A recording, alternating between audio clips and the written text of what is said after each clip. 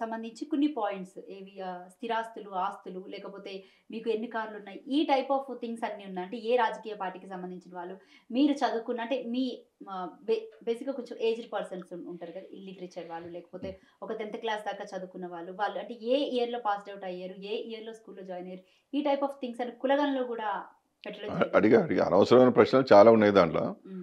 అసలు ఆయనకు కుల సామాజిక ఆర్థిక కుల సర్వేను సంపూర్ణం చేయాలని చెప్పి లేకుండే నాకనిపిస్తది. అసలు నా ఒక్క నిమిషం వినండి. ఆ! అందుకోసమే పిచ్చి పిచ్చి ప్రశ్నలని దాని నిండా పెట్టారు. హ్మ్. అవన్నీ తీసేయండి అయ్యా అని చెప్పి చాలా విజ్ఞులైన పెద్దలందరూ మాలాంటి వాళ్ళందరం చెప్పినాం. బేఖాతరు చేశాడు. హ్మ్. హైదరాబాద్‌లో చాలా వరకు 1,25,00,000లో 25,00,000 జనాభా గణన కూడా జరగలేదు. హ్మ్. ఓవరాల్‌గా రాష్ట్రంలో చాలా జిల్లాలలో సర్వే సమగ్రంగా జరగలే. సర్వే పూర్తయిపోయిందని చెప్పుకుంటున్నాడు. హైదరాబాద్‌లో పూర్తయిందా అని చెప్పి నేను అడుగుతా ఉన్నా. కాలేదని చెప్పి మీ మిర్రర్ టీవీని పట్టుకొని పోదాం. వాళ్ళైతే అంటుపెట్టినయి ఉండాలి కదా! సర్వే జరిగినట్టు. మొత్తం లెక్కలు తీద్దాం. మీకు లక్షల జనాభాకు సంబంధించిన లెక్కలు జరగలేదని తెలిపోతది. మీరు ఏ జిల్లాకన్నా పోండి. చాలా కుటుంబాల సర్వే జరగలేదని తెలిపోతది. మరి ఎందుకోసం చేసిండ్రు మీరు? మేము దేశానికి రోల్ మోడలు. మేము సర్వే చేసి ఏదో ఉద్ధరిస్తామని చెప్పి నువ్వు మాట్లాడినావు కదా! Where is the role? Your మీ రోల్ మోడల్ అనేది మీ చేతుల్లో కనిపించాలి కదా! వాళ్ళకున్న ఉద్దేశ్యం ఏందంటే పిచ్చి పిచ్చి ప్రశ్నలన్నీ అనవసరమైనవి పెడితే ఎవడన్నా కోర్టుకు పోతాడు, ఇది ఆపేస్తాడు, అబ్బా నిమ్మలంగా పడుకోవచ్చు అనుకున్నాడు. అదృష్టవశాత్తు ఎవడు పోలే. ఇవాళ తలకు చుట్టుకున్నది. ఏమో ఎవడు కోర్టుకు పోతలేడు కదా, దీన్ని ఆపిస్తలేడు కదా అని చెప్పి ఏం చేసిండు, నీరు కార్చే ప్రయత్నంగా మొత్తం అయిపోయింది అంటున్నాడు. ఇది ప్రజలు గమనించాలి. సర్వే అందరి ఇళ్లలోకి వచ్చి చేసి జీవన ప్రమాణాల మెరుగుదలకు కావాల్సిన చర్యలు చేపట్టడానికని మనం అనుకున్నాం కదా. ఇది ఎక్కడ పూర్తి చేసింది చెప్పండి. కాబట్టి ఈయనకు చిత్తశుద్ధి లేదు. ఈ ప్రభుత్వానికి చిత్తశుద్ధి లేదు. సర్వే పూర్తి చేయరు. రేపు స్థానిక సంస్థలు 42% ఇవ్వరు. కామారెడ్డి డిక్లరేషన్లో చెప్పిన ఏవి పూర్తి కావు. 20,000 కోట్లు ఏనాడు కూడా ఈయనయ్యాడు. కాబట్టి బీసీలు ఇప్పటికైనా చైతన్యవంతులు కావాలి. మనల్ని నిట్ట నిలువున మోసం చేసేటువంటి ప్రయత్నాలు జరుగుతూ ఉంటే పెదవులు మూసుకొని పండుకోవడం మంచిది కాదు. ఇవాళ పోరాట పంతా చేయాల్సినటువంటి సమయం ఆసనమైంది. ఒక్క సంవత్సరంలోనే చేయాలన్నా ఇంకా చూద్దాం అంటే ఆయన కనపడతలేదు కదా. ఆయన చేసే ఉద్దేశం ఏం కనపడతలేదు. కాబట్టి ఇవాళ మనం మేలుకోవాలి. ఇక వీళ్ళు ఇచ్చేటటువంటి సంక్షేమ పథకాల లబ్ధిదారులుగా మనం మిగలడం కాకుండా మనం ఏకమై మనం ఒక రాజకీయ పార్టీ పెట్టుకుంటే ఎట్లుంటుందో ఆలోచన చేయమనేటువంటిది ఇవాళ పెద్దలందరూ కూడా కోరుతూ ఉన్నారు. నిన్నటి మేధావాదంలో కూడా అదే చర్చ జరిగింది. అంటే ఇప్పుడు ఇది ఆలోచన వరకేనా లేకపోతే మీరు ఏమైనా త్వరలో పార్టీ పెట్టబోతున్నారు అని తెలుస్తుంది, పెడతారా? ఇది చర్చల దశలో ఉన్నది. హ్మ్. అందరితో మాట్లాడతాం, అన్ని జిల్లాలు తిరుగుతాం, హ్మ్. మా కార్యాచరణ ప్రణాళికను రూపకల్పన చేసుకుంటాం. అల్టిమేట్గా రాజకీయ పార్టీ పెట్టాలనేటువంటిది పెద్దలందరూ చెప్తా ఉన్నారు.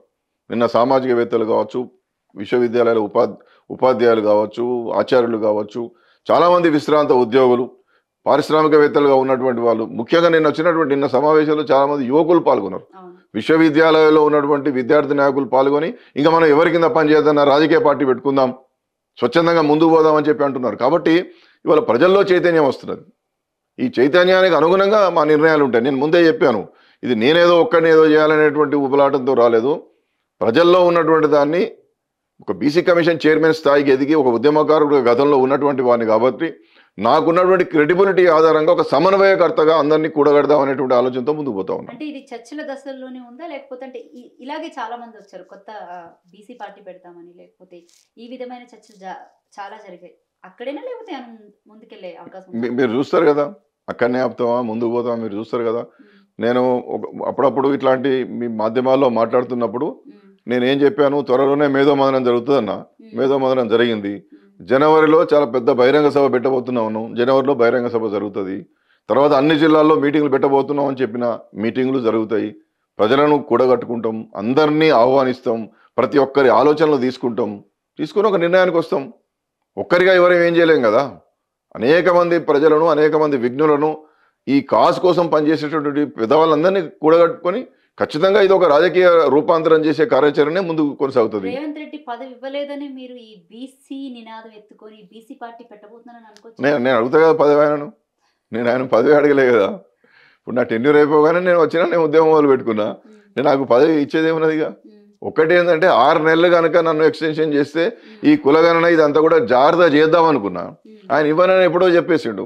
ఇవ్వనన్నాక ఏం చేయాలి, వాస్తవంగా ఏం చేయాలి అన్న, నీ రాజకీయ మీ కాంగ్రెస్ పార్టీలో జాయిన్ అవుతా, ఏదో ఒక చిన్న పదవి అన్నా అని అడగాలి. అది కూడా ఇవ్వలేదు అనుకోండి, ఎలాగో కాంగ్రెస్ పార్టీలో ఉన్న అంతా నా పాత మిత్రులే కాబట్టి ఏదైనా 4 పనులు చేసుకొని పైసలు సంపాదించే పని చేసుకోవచ్చు. ఈ 4 సంవత్సరాలు ఇంకా గవర్నమెంట్ ఉంటుంది, మనం గవర్నమెంట్కు వ్యతిరేకం అయిపోతాం, ఇది ఒక ప్రతికూలమైన వాతావరణం ఉంటుంది. ఎందుకు ఇదంతా లొల్లని చెప్పి నేను వెనక ముందు ఆలోచించుకోవాలి కదా. దీన్ని ఎందుకు ముందరేసుకొని పోతున్నా? నాకు చిత్తశుద్ధి ఉన్నది, నా వర్గాల పట్ల పోరాటం చేసి వాళ్ళ హక్కులు సాధించాలనే సంకల్పం నాకున్నది. అందుకోసమే నేను ముందుకు పోతా ఉన్నా.